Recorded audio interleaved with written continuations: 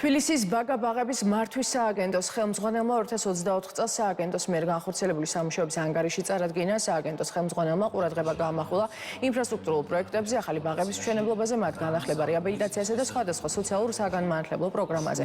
კახაბულაძემ პარტნიორ ორგანიზაციებთან თანამშრომლობაზეც ისაუბრა, რაც ითვალისწინებს როგორც პერსონალის გადამზადებას, ისე საერთაშორისო მეთოდოლოგიების ინტეგრირებას სააღზელო პროცესში. ორგანიზებას ესწრებოდნენ დედაქალაქის საკრებულოს თავმჯდომარე და სხვა წევრები, მერიის საქალაქო სამსახურების ხელმძღვანელები, რაიონების გამგებლები, პარტნიორი ორგანიზაციების წარმომადგენლები და თბილისის საბავშვო ბაგა-ბაღების დირექტორები.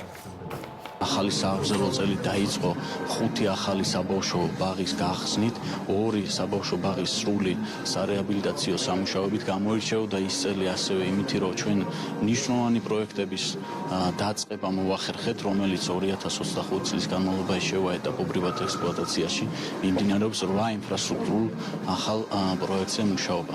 გარდა ამისა, ჰქონდა სიახლეები სააღზელო მიმართულებით, გადამზადდა 3000-მდე ჩვენი თანამშრომელი, რომელიც ემსახურება იმას, რომ სააღზელო პროცესი იყოს იმ სტანდარტებთან შესაბამისობაში მდგრადი, რომელიც დანერგილია თბილისის საბავშვო ბაღებში. ბაღების განვითარება, მათი ინფრასტრუქტურა არის ძალიან მაღალ ხარისხში აყვანილი. ეს არის ერთ-ერთი მთავარი ჩვენი პრიორიტეტი და მომავალი წელიც იქნება განსაკუთრებული ამ მიმართულებით.